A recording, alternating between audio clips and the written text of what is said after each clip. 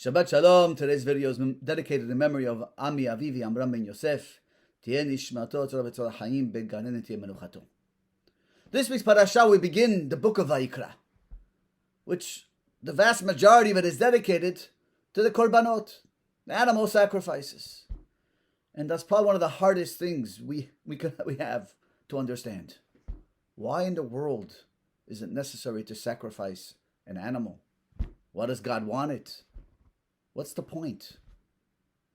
It's, for a 21st century mind, we can't wrap our heads around that. But fascinatingly enough, if you look at the Nevi'im, the books of the prophets, we find the opposite. God doesn't want our sacrifices. Just give you a sampling of the Nevi'im. In Yirmiyahu, Hashem tells the Navi Yirmiyahu, Olotechem lo ratzon, your burnt offerings are not acceptable to me. Zivchechem lo arvu li, your sacrifices are not pleasing to me. Shmuel, Hashem tells Shmuel Navi to tell Shaul, Achefes laHashem beolot uzvachim. Does God desire your burnt offerings and your sacrifices? The Navi Hosea, Hashem tells him, Im ta'alu li olot u'minchotechem lo ertzeh. If you're going to bring me burnt offerings and menachot, lo ertzeh, I will not accept them. Pasuk in Yeshaya, Lama li lo tzivchechem yomar Hashem. What do I need all your sacrifices? Hashem says. Clearly, the Nevi'im are telling us God doesn't want them. But yet in the Torah, it's clear this was the service in the Bet HaMikdash. So how do we make sense of this? I think the beginning of an answer is actually found in our Sidur. In the Amidah, the Shmona Esrei, is split up into three parts. We have the first three blessings of Shevach, of praise. Then we ask our personal requests. The last three berachot focus on Hoda'ah, on saying thank you, appreciation to our Creator. And the section of Hoda'ah, of thank you, begins with Retzeh. And what are we asking Retzeh? V'hashev ha'avodah lidbei betecha ve'isha Yisrael. Return the avodah of the Bet HaMikdash and the sacrifices and the korbanot. Why is this the opening of Shevach and appreciation? It's clear that the korbanot are our way of expressing thanks to our Creator. Appreciation. The question is, how? If we go back to the first korban in history that's found in the Torah, is Cain and Hevel. Cain comes up with an idea to bring a korban, an offering to God. And Hevel follows his brother and he also brings one. Cain was a farmer, worked the land, and he brings from whatever he had on the land, he brings as an offering to Hashem. And Hevel brings from the best of what he had. He was a farmer. He raised animals. And he brought from the sheep the best that he had. And Hashem accepts Hevel's and not Cain. And Cain is clearly very upset and he gets up and he kills his brother. But why did Hashem accept Hevel's and not Cain's? What was the difference between them? You see, as a parent, if you have a child that gives you a gift, there's two reasons why a child is giving a gift to a father or mother. We invest everything in our children. We raise them, we support them, we're there for them physically, spiritually, emotionally. We give them everything. And then we send them out into the world. The child comes back and wants to give you appreciation. He comes back and gives you a gift. There's two reasons why a child gives you a gift. It's either sincere appreciation for everything that you have done for them, but sometimes a child gives a gift for a different motivation. Sometimes a child gives a gift not so much for appreciation, but he recognizes that you're the hand that feeds him. You give him everything he has. And he wants to make sure you keep succumbing.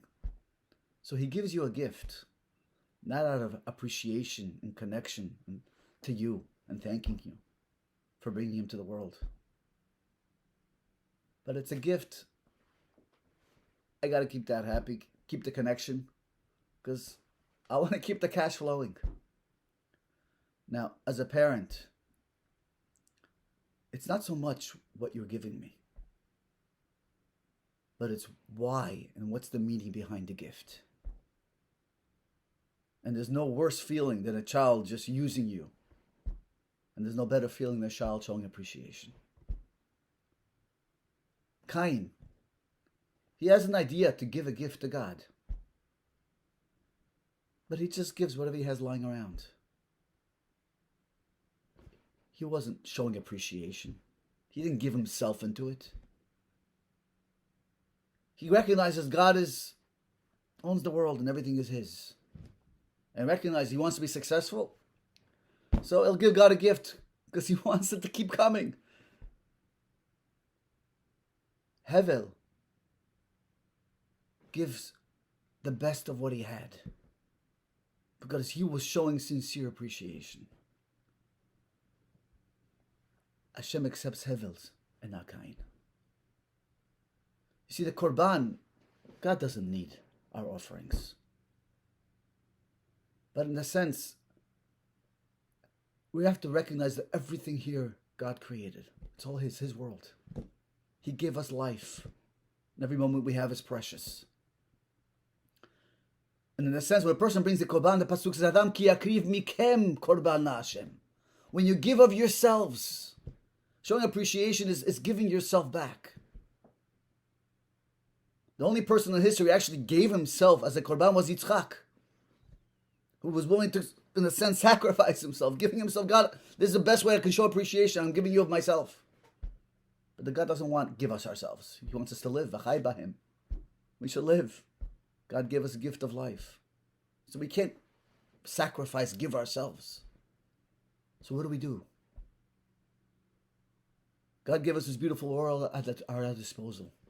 And we take an animal, which is also a life force, and we bring it as an offering and showing God, whatever you gave me in this world really belongs to you. It's all yours. I'm just returning it back to you. I'm giving you a token of it, a little bit of appreciation for the gift of life. And in a sense, when I'm bringing that offering, I see myself in that offering.